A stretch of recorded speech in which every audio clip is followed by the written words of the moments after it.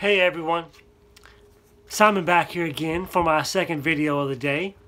This one's about a school district in San Diego suing to prevent pro-Islamic propaganda being pushed on their students.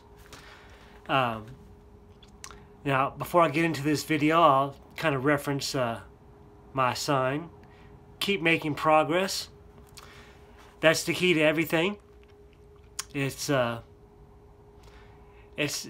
been my experience that you don't really ever kind of go sideways. You're either making positive decisions that got you going forward and improving yourself, or you've made a negative decision which is detrimental to your progress. So that's what my sign is all about today. Just keep making progress, even if it's something small. Just keep moving forward and trying to become the best version of yourself that you can be. So let me go ahead and get into my video here, into the message, into the story, whatever you want to call it. Parents of San Diego students sue to prevent pro-Islam propaganda. So the group CARE, which has been tied to terrorist activity and terrorist funding, was dealt a blow after their agenda was attacked after parents of San Diego students sued to prevent their propaganda from being forced on their children. CARE, which stands for the Council on American Islamic Relations, introduced an initiative to give special protections to Muslim students and to change the curriculum to portray Islam more favorably. So basically the students and the parents were not very happy about this, and they decided to sue and prevent this initiative from moving forward. And they were successful. This initiative started after the 2016 election.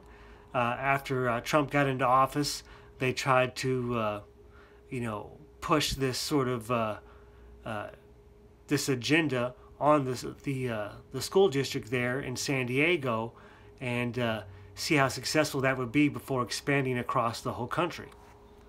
Now, as a result of the terms of the court settlement, educators are to treat each religion with equal respect and not favor one or the other. Educational material must not be presented in a manner that promotes one religion over another, and guest speakers from religious organizations are not permitted to present information on any religious topic.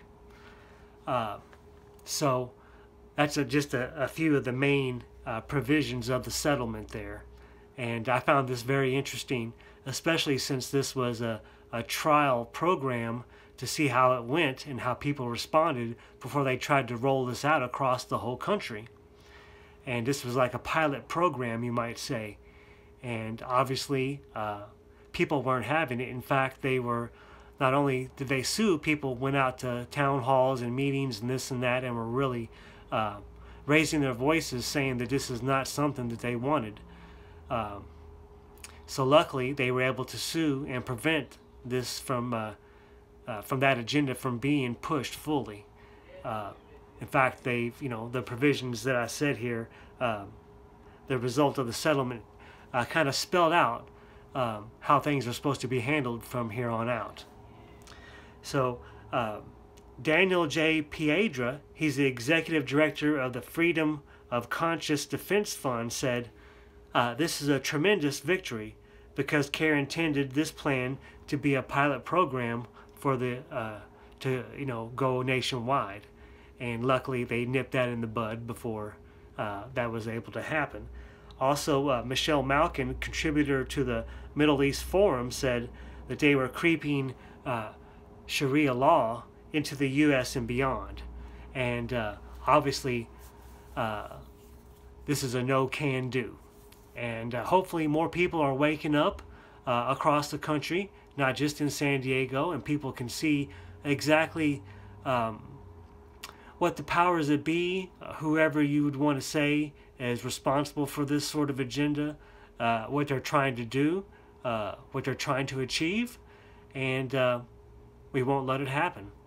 So, as usual, the comment section is open if you guys want to comment whether you agree or disagree with my take on this story. But that's it from my perspective, and I'll see you guys on the next one.